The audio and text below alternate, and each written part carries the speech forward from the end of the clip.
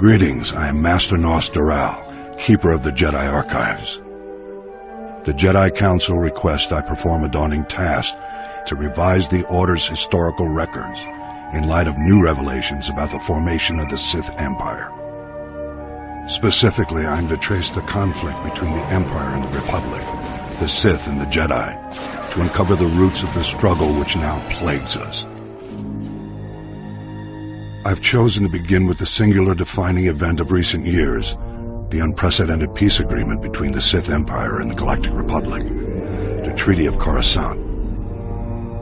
3 centuries after the death of Darth Malak and the end of the Jedi Civil War, the true Sith Empire returned from deep space, attacking the Republic. They began a war unlike any other in the galaxy's history. The Great Galactic War dragged on for decades. Thousands of Jedi and Sith were slain. Countless star systems were ravaged. Though he now controlled half the galaxy, the Sith Emperor grew impatient. He had expected his triumph to come quickly. The Lords of the Emperor's Dark Council surprised the Republic's Senate with an offer of peace, a reprieve the Republic could not afford to ignore. Matters had become complicated for the Republic war effort since the critical trade route between the Outer Rim and the Core Worlds was recovering from the Mandalorian blockade. The Jedi Council urged caution as the Senate considered the Sith offer, but even they had to agree. The war was unwinnable. Peace was the only hope. Republican Imperial diplomats convened on the planet of Alderaan to discuss a galaxy-wide ceasefire, but the Sith still had one play to make. The Imperial fleet launched a surprise assault on the Republic capital of Coruscant, bombarding the planet from orbit and storming the city world's bottomless towers.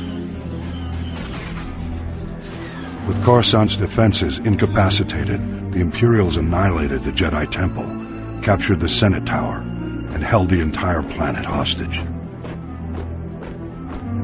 Back on Alderaan, Republic diplomats had no choice. Despite unfavorable terms, the Treaty of Coruscant was signed. Jedi and Republic troops began withdrawing from battlefields around the galaxy, leaving star systems to fend for themselves and to be quickly swallowed up by the Sith Empire. The Jedi returned to Coruscant to find their temple in ruins and irate senators blaming the Jedi for all the Republic's troubles. Though still committed to defending the Republic, the Jedi relocated to their ancient homeworld of Tython to rest, meditate, and seek guidance from the Force. Thus began the unprecedented stalemate, the Jedi reconnecting with their roots, the Republic nursing its wounds, the Sith consolidating their power, and a galaxy divided between darkness and light. In retrospect, this outcome was inevitable and would have come sooner, were it not for some of the Republic's less savory allies. I will elaborate on this theory soon.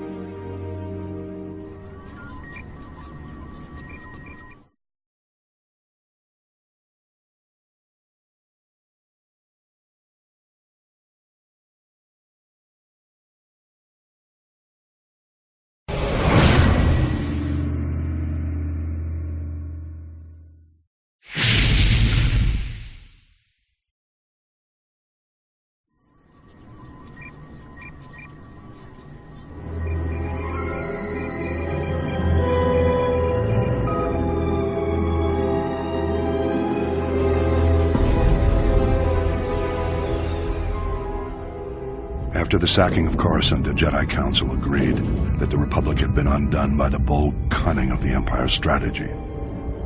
A closer look, however, suggests the sacking of Coruscant was not the crowning moment of the Empire's campaign, but rather a risky maneuver undertaken after all other efforts had failed.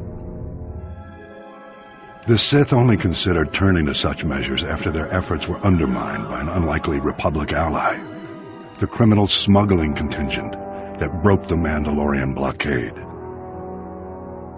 The blockade choked the primary trade route for providing Republic military support to the Outer Rim and the main hyperlane for bringing raw goods from the colonies to the core worlds. Long-standing holdouts in the Outer Rim began folding to the Empire, and critical supplies vanished from the core worlds almost overnight. As starvation swept through the lower levels of Coruscant, riots broke out planet-wide.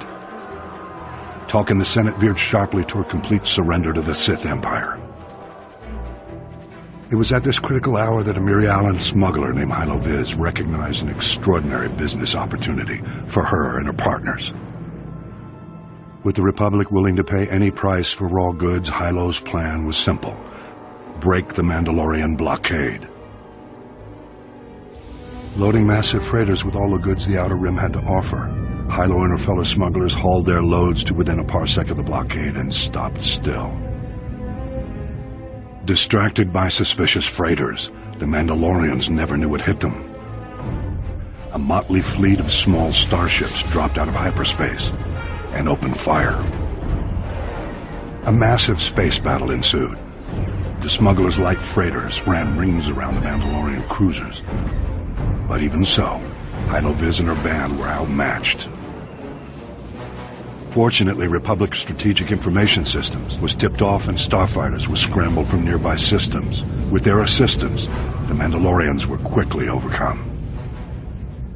The blockade broken, Hylo Viz brought freighters full of raw goods into Coruscant and walked away with more wealth than she had ever imagined. An elaborate medal ceremony was held in her honor, but Hylo never showed. She was long gone. Rumor has it Hylo Viz was killed a year later for double-crossing the Hutts. Regardless, through this unlikely hero's efforts, the Republic war effort gained a reprieve. At the time, many believed the Empire was behind the Mandalorian blockade. My research indicates a far more elaborate explanation. I will share that in my next report.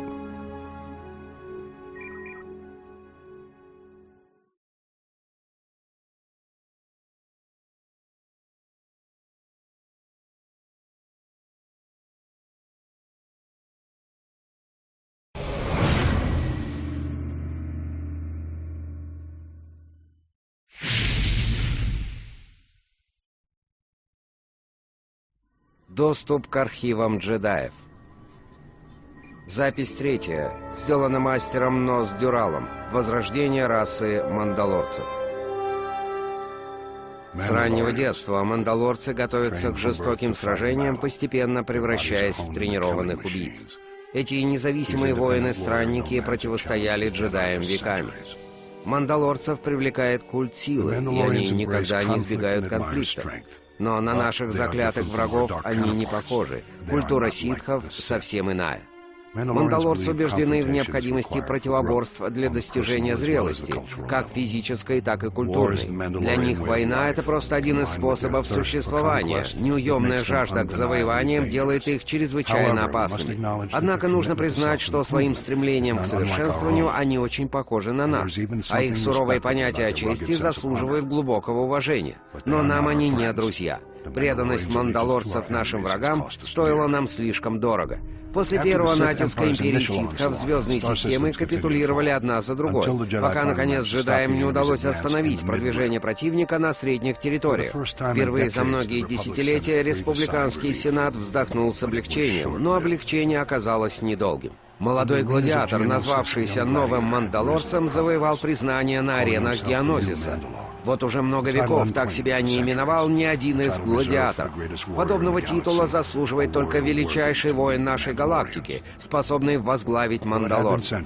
Прошло уже много веков, но правнуки некогда великой культуры мандалорцев не забыли своих легендарных предшественников. Разбросанные по всей галактике, промышляющие как наемники и джентльмены удачи всех мастей, Они услышали призыв нового мандалорца и откликнулись на него. Лозунг нового мандалорца был прост: «Примем величайший вызов галактики и сразимся с легендарными рыцарями Ордена Джедаев». За одну ночь, собрав в кулак свои силы, новый предводитель мандалорцев блокировал хайдианский торговый маршрут и обрезал жизненно важные торговые артерии республиканцев.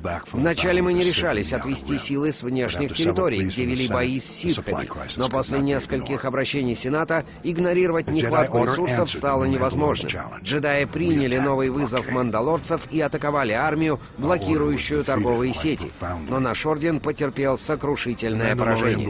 Мандалорская блокада стояла как скала до того самого дня, когда отважные контрабандисты атаковали ее и спасли республику. Новый мандалорец удалился во главе крупной группировки последователей, а остатки его силы вновь стали солдатами удачи.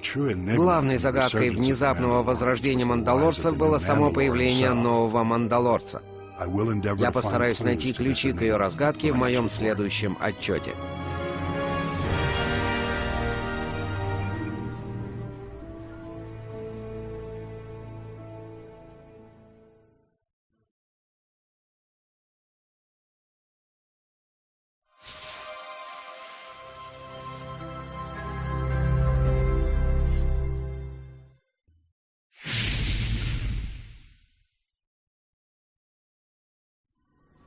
Доступ к архивам джедаев. Запись 4. Сделана мастером Ност-Дюралом. Новая стратегия Империи. Выход на арену Великой войны имперских союзников оказался сокрушительным ударом, от которого республика так и не сумела оправиться. Это был второй шаг стратегического плана империи ситхов. Недавние стратегические отчеты республиканцев доказывают, что имперская разведка имеет непосредственное отношение к внезапному возрождению мандалорцев. Мы знаем слишком мало об этой призрачной организации, но всем известно, что агенты имперской разведки так же опасны, как их предводители ситхи. Галактические криминальные сети вели бесконечные споры, но так и не решались вступить в Великую войну ни на стороне республики, ни на стороне империи. Картели хаттов считали возмутительным нежелание империи ситхов включить их в состав предвоенного заговора. Тем не менее, имперской разведке удавалось блокировать попытки республиканцев привлечь хаттов на свою сторону. Рассеянные по всей галактике мандалорские наемники и джентльмены удачи стояли перед похожей дилеммой. Некоторые из них присягнули на верность империи, но большинство оставались независимыми.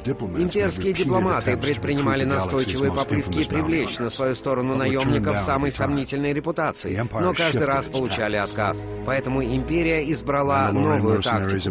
Мандалорские наемники и охотники за головами зачастую добывали богатство и славу, сражаясь с гладиаторами, занимающими особо почетное место в табеле о рангах мандалоров. Имперские агенты сумели использовать их тщеславие в своих целях, проникнув на самые знаменитые арены гладиаторов в качестве менеджеров, спонсоров, а иногда даже в роли самих гладиаторов. На роль своей марионетки имперские агенты выбрали молодого и гордого гладиатора. Юный мандалорец успешно сражался и без посторонней помощи, но благодаря поддержке новых имперских союзников его восхождение на вершину пьедестала превратилось в головокружительный взлет. О подкупе гладиаторов мы слышали и ранее, но имперские агенты сумели бесстыдно коррумпировать всю систему и даже отравляли соперников своего бойца. Пособники имперских агентов организовывали поддержку болельщиков на арене, скандируя «Мандалорец». Молодой гладиатор получил древнейшее звание величайшего бойцовского короля. Слава его стала беспредельной, и когда он обратился с призывом, мандалорцы поддержали своего нового вождя. Но тайно новый мандалорец прислуживал своим собственным хозяевам. Имперские агенты надавили на свою марионетку. Мандалорская армия осмелилась бросить вызов джедаям и блокировала хайдианский путь. В конце концов, блокада была прорвана, но она положила начало последующим событиям, разграблению Корусанта и несправедливому мирному договору, парализовавшему республику. Союз ситхов и мандалорцев до сих пор в силе. Все это может измениться, если вскроются его позорные корни. Но имперская разведка слишком хорошо умеет заметать свои следы. Недавно мандалорец был убит, и его убийца, новый мандалорец, занял его место. Состоит ли он на службе у имперской разведки, еще предстоит выяснить, но нам не следует спускать с него глаз. Успешная операция имперских агентов по вовлечению мандалорцев в войну была ответом на серию первых побед республиканцев. Ей будет посвящен мой следующий доклад.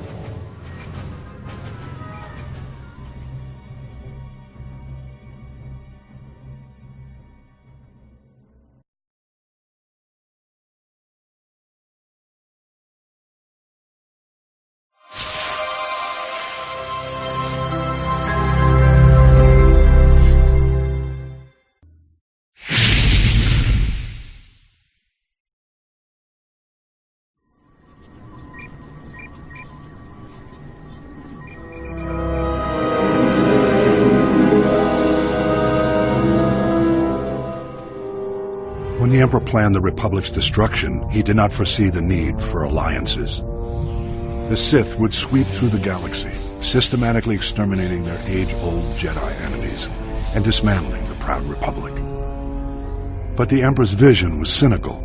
He did not count on the brave sacrifices the Republic's heroes were willing to make. After the Sith offensive seized the Siswina sector of the Outer Rim, the Imperial Armada turned its sights closer to the core, the Mid-Rim. Believing the Republic was still recovering from its heavy losses, Imperial forces charged into Bothan space, where they were caught off guard by the full force of the Republic fleet. The Republic fleet obliterated the Imperial squadron, and the Battle of Bothawui became the Republic's first major victory in the war. The news spread across the galaxy, rekindling lost hopes and re-energizing exhausted defenders. The Republic fleet moved on, but a courageous force of Jedi and Republic soldiers remained on Bothawui to await the Empire's return. The vengeance of the Sith came swiftly. Imperial battle cruisers from around the galaxy closed in on Bothan space to recoup their losses. A high-powered planetary shield protected Bothawui from bombardment, forcing the Imperial forces to engage on the ground. Jedi Master Belthalusis, 7 dozen of the Order's finest knights, and 4,000 Republic soldiers dug in to defend the shield generators, or die trying. The disparity was staggering. An unprecedented Imperial army, 50,000 strong, descended on Bothawui's brave defenders. The defenders were undaunted, with no expectation of survival. They were mindful only of their duty. But overconfident Imperial commanders threw all their army's might into direct assault, and their ground forces fell in droves. For every Republic soldier who died, 10 Imperials were killed. The Empire was forced to call in reinforcements. Despite the defenders' determination, their lines were whittled away until only a handful of soldiers and Jedi remained. They rallied to the Jedi Master Elusis for a final stand. Imperial Grand Moff Zelos offered to spare Master Elusis if he and his brave comrades would surrender. Neither pride nor foolhardiness drove the defenders' decision. They were guided by the Force. They had passed beyond the fear of death. Their glorious last stand will never be forgotten. Elusis and his men fell, but not before the Imperials were driven to retreat. The Battle of Bothawui was a draw.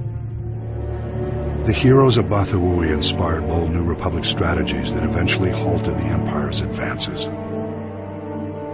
In retrospect, though, the Republic had lost too many systems in the early years of the Great War. The execution of the Emperor's brilliant strategy was flawless. Survival was the best the Republic could hope for. I've spent much time now piecing together the puzzle of the Emperor's initial designs, and I have a theory that is quite surprising. I'll develop that for my next report.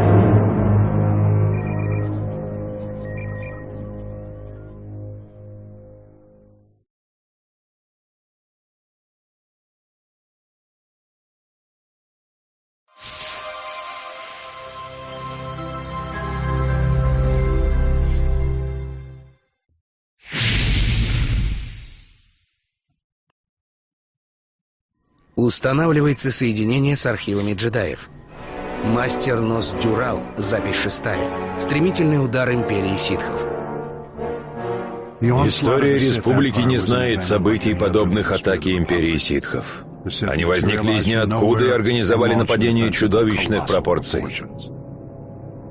Ужасающие доклады с внешних территорий, казалось, предсказывали неминуемое уничтожение республики.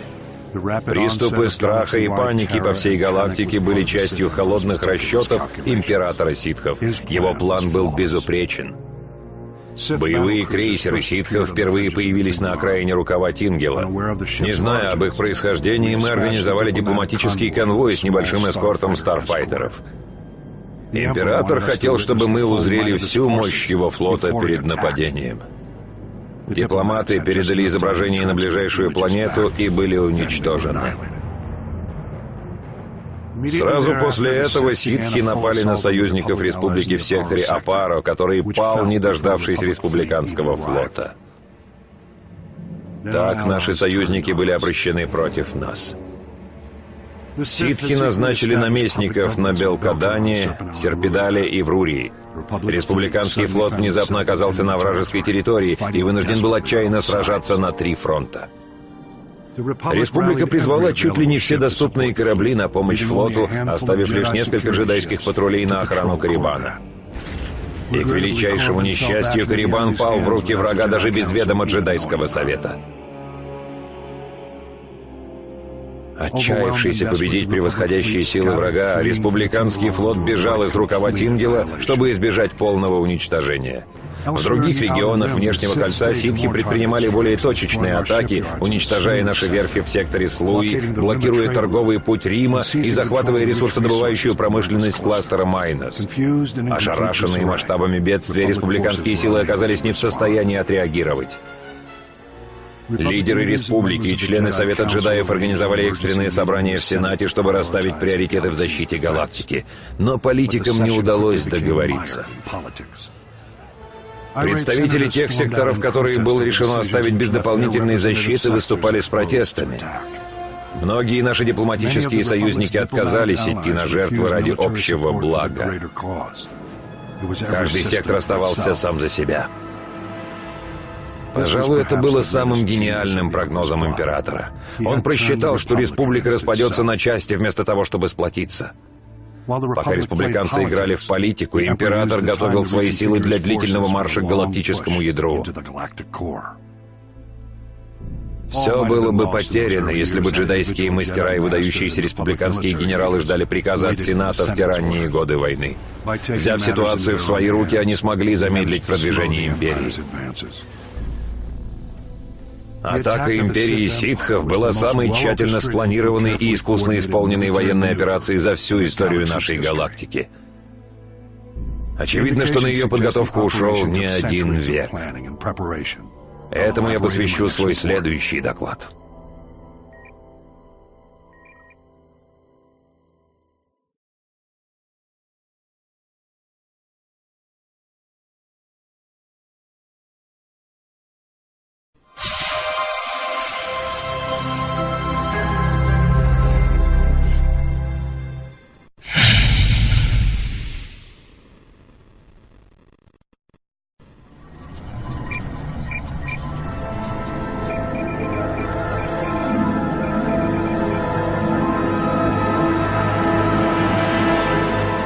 The centuries preceding the Great War were a time of peace and growth for the Republic. Dozens of new star systems joined the Galactic Senate. For the Sith Empire, however, these centuries were marked by a rapid acceleration in the preparations for war.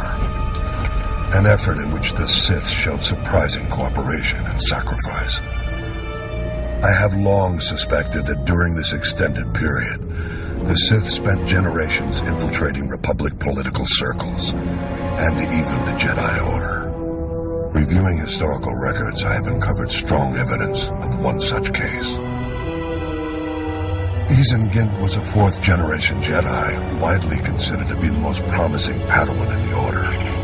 Having a similar heritage, the venerated Jedi scholar Master Baral Over took Gint as his apprentice. Together, Over and Gint traveled the galaxy, studying the mysteries of the Force. Over the years, the pair became more and more ambitious, eventually undertaking a daunting mission. They set out to explore the ancient Sith temples on Yavin 4. Their goal was to investigate the final resting place of Naga Sadow, one of the most powerful Sith Lords who ever lived. Arriving on Yavin 4, Over and Gint discovered that Naga Sadow's twisted Massassi warriors had survived the centuries. The Massassi originated as a Sith subspecies, forming the backbone of the earliest Sith armies. But Naga Sadow subjected his Massassi followers to heinous experiments, turning them into dark force-wielding monsters. Gint and Master Over fought bravely against the Massassi, but they were defeated and forced to flee deep into the temple. There they encountered the dark energies still lingering in Naga Sadow's tomb. Weeks later, Master Over returned to the Jedi Temple on Coruscant, alone, wounded and half insane from the tortures he had endured. After a lengthy recovery, Master Over told the tale of the horrors he faced and of Gint's tragic death. Several years passed. Then one day, Isin Gint mysteriously reappeared on Coruscant, wearing the garb of the Massassi warriors and bent on killing Master Over. Possessed by the dark spirit of Naga Sadow, Gint attacked his former master in broad daylight. The brutal battle between the two was staged, with all the Republic watching. Gint's borrowed powers were formidable, but Master Over won the day. Over's triumph over darkness was celebrated, and the Jedi Council assumed that all was well. The question no one asked was this: why would Naga Sadow's spirit seek vengeance, specifically against Master Over? The answer has become clear after a closer look at Over's Jedi heritage. His father and grandfather also went out of their way to visit the tombs of the ancient Sith Lords. They were a family of Sith infiltrators. Over's mission on Yavin 4 was not for the Jedi. It was on behalf of his true master, the Dark Emperor of the Sith. The Emperor knew the spirits of the ancient Sith Lords could be a threat to his power. When he returned to the known galaxy a century later, Over's trip to Yavin 4 was a preemptive strike. To seal Naga Sadow's tomb and ensure the Emperor's only enemies when he returned would be the Jedi and the Republic. How unfortunate that we've only learned the terrible truth about Master Over more than a century too late. Of course, this revelation only raises further questions. What other acts of dark subterfuge were Over and his family involved in? This will be the starting point of my next report.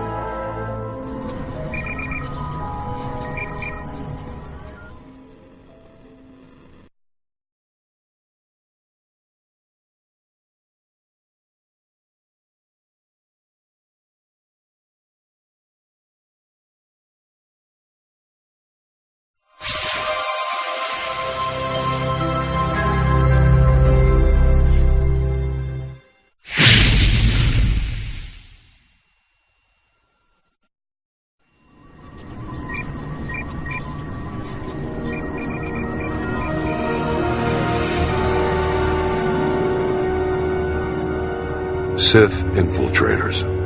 We are now certain that the Sith Empire began laying the groundwork for its return as far back as the Jedi Civil War.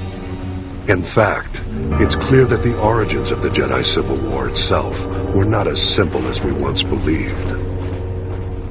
The Sith Emperor's first representatives to return to Republic space are well-known names: Darth Revan and Darth Malak. Revan is remembered now as a legend, a great hero of the Jedi Order. But that was only after his redemption. Revan and Malak first rebelled against the Jedi Council by ignoring orders and assisting the Republic during the Mandalorian Wars. Revan's success in defeating the Mandalorians caused the Council to question its orders. But none realized how far Revan had already fallen. After their crushing victory on Malachor V, Revan and Malak chased the Mandalorians into deep space. It was there on Drummond Kos that they encountered another enemy entirely. The Sith Empire reborn. We know nothing of what transpired when Revan and Malak met the Sith Emperor. One thing is certain. When they returned, they did so on behalf of their new Dark Master. The fall of Revan and Malak to the dark side was complete. The Emperor sent them back to the Republic to make preparations for a full-scale Sith invasion. Their mission was to recover the maps leading to the ancient Star Forge, constructed by the Rakata more than 25 centuries ago. With the Star Forge, the Emperor planned to accelerate the construction of the new Sith Armada. He would exact his vengeance against the Jedi and the Republic centuries ahead of schedule. The ambitions of Darth Revan and Malak grew quickly, though. As they drew closer to the Star Forge, the two Sith Lords began to have visions of their own empire. Fortunately for the Republic, Malak's thirst for power drove him to betray his master. He attacked Revan's ship and left his fallen master for dead. The Jedi found Revan wounded and unconscious. After much debate, the Council made a controversial decision to erase Revan's memory and retrain him as a Jedi. Working with Jedi Master Bastila Shan, Revan recovered his strength. He then rescued the Republic and defeated his former apprentice. The Jedi Civil War was over, the Star Forge destroyed, and Revan not only redeemed, but celebrated as a hero. Deep in Revan's lost memories, however, hid the knowledge of a lurking menace far greater than Darth Malak. Indeed, the Emperor's plan to accelerate his return was thwarted, but the construction of the Sith Armada continued. It would only be a matter of time. With the war over, Revan returned to deep space in search of the great evil. What happened after that is unknown. Though Revan's ultimate fate remains a mystery, we have learned much about the events that preceded his fall. The Mandalorian Wars will be the subject of my next report.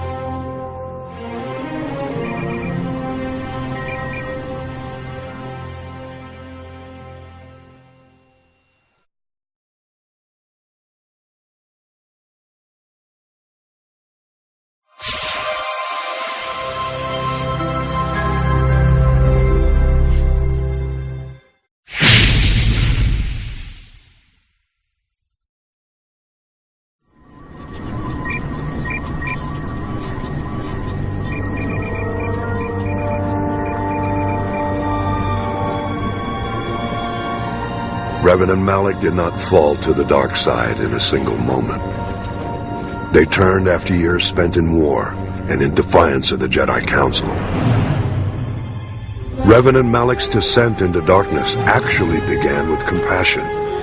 The compassion that compelled them to enter the Mandalorian Wars. Of all wars in Republic history, the war with the Mandalorians was the bloodiest, due in large part to the Mandalorians' ambitious leader. Mandalore the Ultimate sought to create the most powerful army in the galaxy. To achieve this, he had to defeat the Republic and its Jedi protectors. Calling together the Mandalorian clans and recruiting new warriors as Neo-Crusaders, Mandalore began conquering unaligned worlds in the Outer Rim. The Mandalorians fought Republic allies on many fronts, but the Republic military wasn't fully mobilized until Taris was threatened. In the first series of battles, the Republic proved victorious. Several heroes emerged, including the dedicated soldier and talented pilot, Lieutenant Karth Onasi. But Onasi and the rest of the Republic's defenders hadn't faced the true challenge. Mandalore the Ultimate was secretly holding the bulk of his forces back to test the Republic's strength. Unleashing their full might, the Mandalorians devastated the Republic's defenses and began terrorizing systems from the Tingle Arm to the Mid-Rim. The Jedi Council refused to be baited into the battle. Despite the Mandalorians' brutal aggression, the Council decreed that no Jedi should take part in the fight. As the war grew worse, however, a splinter group of rebels formed within the Order, determined to rally to the Republic's defense. The splinter group was led by Revan and Malak. Joining Onasi and the rest of the Republic's troops, Revan and Malak turned the war around. Revan led the Republic's forces in a powerful push to drive the Mandalorians from Republic space. In the final battle, Revan single-handedly slew Mandalore. He then activated a super weapon which destroyed an entire planet, and everyone on it. Revan's act destroyed the Mandalorian armies and ended the war, but sacrificed the lives of thousands of Republic troops and Jedi in the process. With the war over, dutiful Republic soldiers like Carthanasi returned to their posts, but Revan and Malak pursued the remnant of the Mandalorian armies into deep space. It was there, of course, that Revan and Malak found the Sith Empire, and upon meeting the Emperor, their fall to the dark side was complete. Though it became a boon to the Emperor's plan, none suspected that the hand of the dark side played a role in the Mandalorian Wars. A closer analysis of history suggests otherwise. The story of Exar Kun in my next report.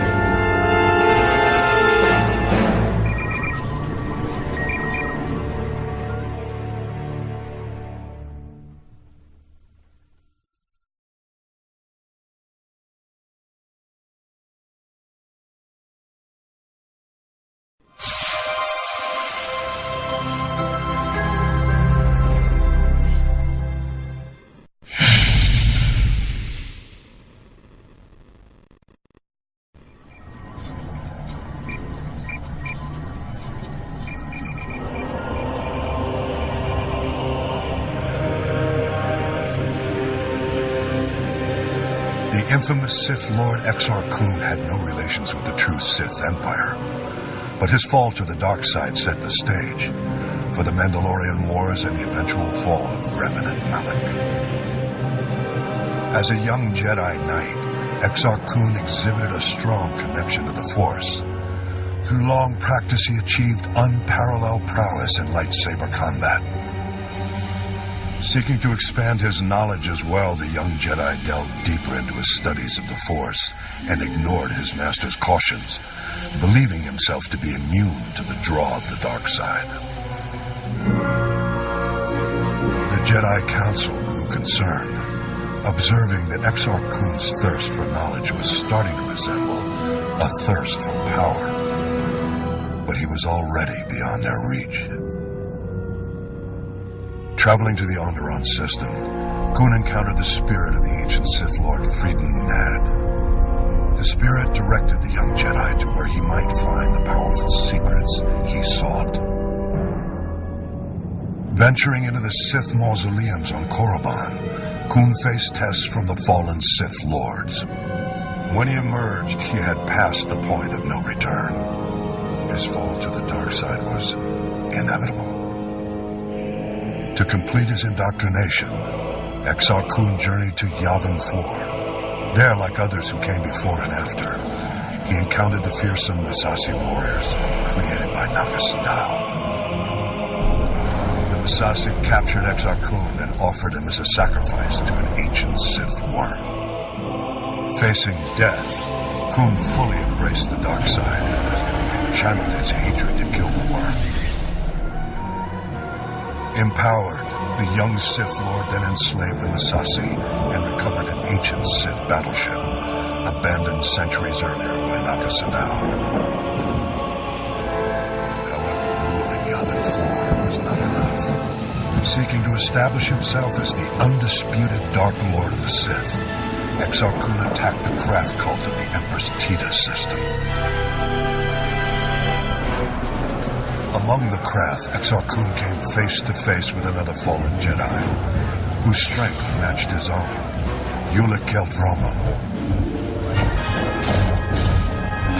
Keldroma had fully embraced the dark side after unsuccessfully trying to infiltrate the Krath and dismantle their cult from within.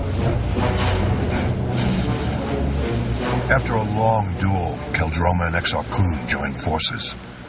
Exar Kun is the undisputed Dark Lord of the Sith, Keldroma as his apprentice. Their armies, Krath and Massassi, combined to form the infamous Brotherhood of the Sith. The Brotherhood then waged a ruthless war against the Republic and the Jedi. After winning several battles, the Sith attacked the Jedi library on Ossus. There, Keldroma struck down his own brother. Ossus was destroyed in the battle. The Sith were victorious, but their triumph was short-lived. Remorseful for killing his brother, Keldroma abandoned the dark side and betrayed Exar Kun. The Republic drove Kun back to Yavin 4, where the Dark Lord enacted a ritual, sacrificing his armies to keep his spirit alive. Though unable to defeat him entirely, the Jedi were able to imprison Exar Kun's spirit in the temples on Yavin 4. From what we know, it remains there to this day. We can learn much from Exar Kun's story. Of greatest interest is simply the fact that he was not aligned with the Sith Emperor in exile on Drummun Kos. The fact that the spirits of the ancient Sith Lords supported Exar Kun suggests that they did not, and perhaps do not, support the Sith Emperor we face today. We have very little information about the Emperor or his efforts to rebuild his empire in exile. I will reveal the details we do have in my next report.